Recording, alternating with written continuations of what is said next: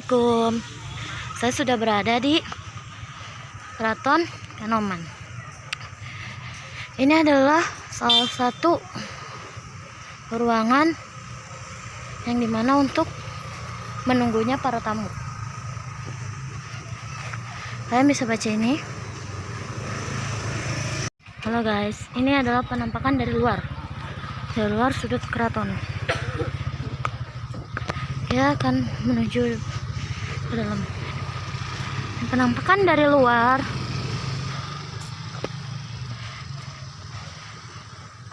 Wow.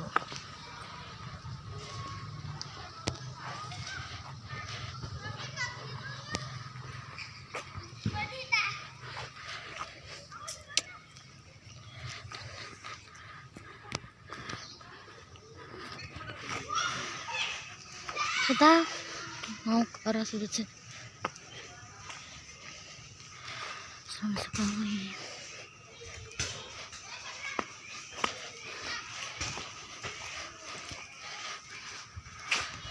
Di ujung sana terdapat sebuah bangunan.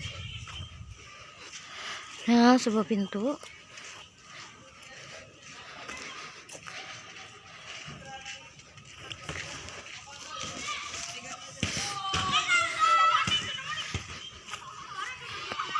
Ini adalah sebuah ruangan.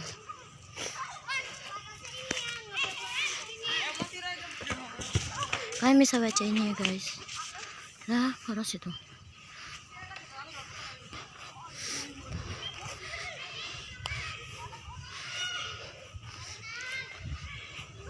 Itu juga ada. Ini banyak luas dan ini sama seperti yang di depan. Ini adalah ruangan dimana untuk tamu menunggu seorang raja di sini.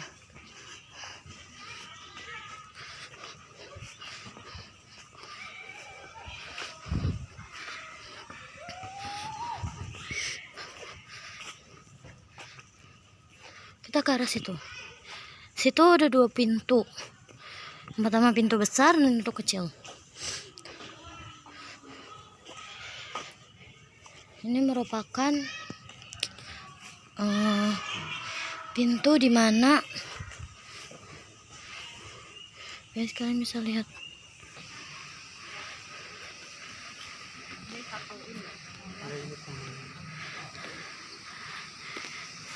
Ya guys, ini adalah museum. Iya, sejarahnya. Kereta kayak begitu. Oh, terletak kereta di dalam situ, Bu. Iya,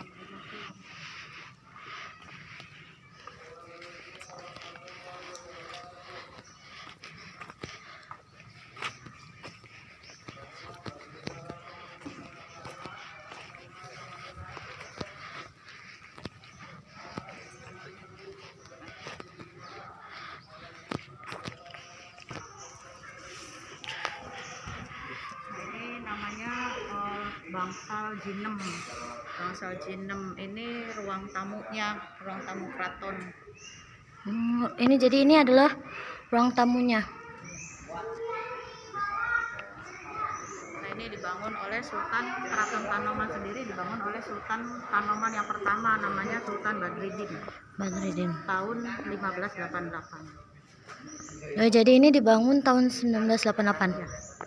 1588. Iya, 1588. Kalau di dalam ruangan itu apa, Bu? Ya, nanti kita ini dulu di sini, nanti Ya. kita masuk ke dalam. Boleh. Jadi ruang tamu keraton ini masih dipergunakan sampai sekarang pun masih, kalau setiap sultan menemui tamunya ya masih di sini. Oh. Masih aktif.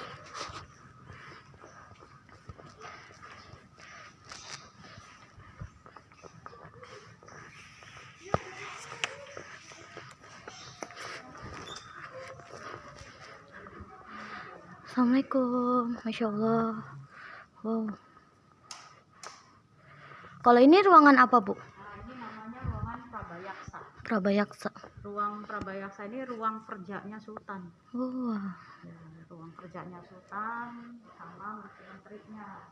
Nah yang kecil ini namanya ruangan Mande Mastaka. Mande Mastaka ini dulu tempat singgasananya Sultan. Oh, tempat singgasananya Sultan. Kalau boleh tahu di sini yang Sultan yang masih aktif? Ya Sultan yang ke-12. Sultan ke-12. Sultan Emiruddin. Oh, Sultan Emir. Masih ada di sini, tinggal di dalam. Wah. Kalau ini apa, Bu? Tempat tidur? Ini baleknya Pangeran Cakrabuana atau Oh, berarti ini masih termasuk yang singgah di sini masih Sultan ke-12. ya, Kalau boleh tahu ini umur bangunan ini udah berapa puluh tahun? dari 1588 aja sampai sekarang. Di videoin yang di atas. Nah, itu masih asli. Oh, itu asli lampu hiasnya, Bu? Enggak, ini ukiran-ukiran. Oh, Pak. ukirannya. Nah, ukiran-ukiran itu kan di setiap ini khususnya di Keraton Kanoman kan dari 3 agama ya. Islam, Buddha dan Hindu. Jadi masih dipakai perpaduan ya. Tujuannya untuk ya toleransi dalam beragama. Dan ini masih asli dari 1588 masih asli banget. Keramik dari awal bangun. Nah, keramik ini ada yang dari Cina, ada yang dari Eropa. Nah, barangkali itu ornamen ini juga sama dari awal pembuatan dibangunnya Keraton Kanoman dibuat ornamen. Jadi yang di atas itu salah satu ornamennya diambil buat motif batik khas Cirebon, Megamendung. Oh iya, Megamendung. Nah, kalau yang di bawahnya ini karangnya karang pantai selatan ini yang hijau ini. Oh, Ini karang ini. Karang laut. Nah, ini juga salah satu dari batik Cirebon juga. Namanya motif wadasan. Wadas itu karang. Kalau di Sundanya cadas iya, pangeran. cadas pangeran. Nah, kayak gitu. Selanjutnya kita akan memasuki ke bagian berikutnya.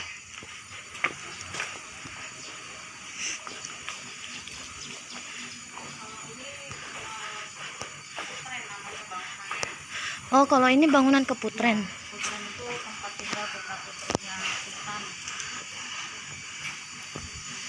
Jadi di sini khusus kamar ini.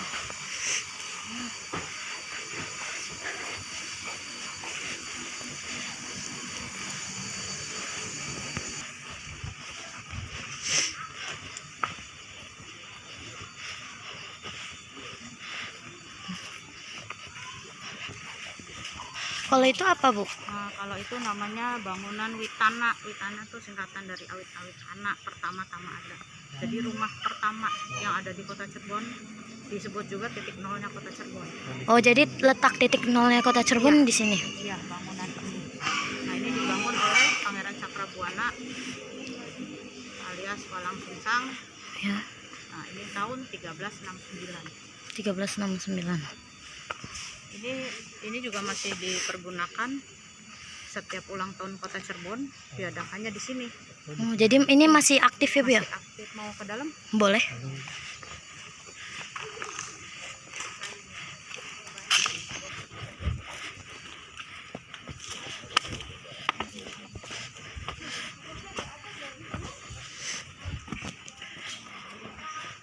Ini dulunya kamarnya beliau. Oh, jadi ini dulunya kamar. Kamarnya. Nah, itu tiang-tiang tempat tidurnya dulu. Nah, kalau itu yang ada tangganya tempat beliau kalau ajan. Oh, ajannya di sini, Bu. Ya, naik ke atas. Ajan sekalian tempat duduknya beliau. Pada ke depan sana dulu tuh laut masih 600 meter. Sekarang lautnya kan jauh. Iya, jauh. Lautnya di Ade Irma. Iya, Ade Biasanya Irma. kan Ade Irma. Dulu sih masih dekat 600 meter tuh masih kelihatan jelas. Nah, kalau itu musola, ruangan yang kecil itu musolanya. Kalau itu kolam tempat mandinya beliau. Oh, jadi itu kolam. Ini juga bangunan masih Ini adalah musola guys. Dan ini adalah dulunya adalah kolam tempat pemandiannya para sultan. Ini adalah tempat pemandian untuk kolam pemandian sultan. Banyak yang nyontel, yang ngambil. Oh jadi cuman ini doang bu keramik yang di bawah yang asli. Banyak yang ngambil.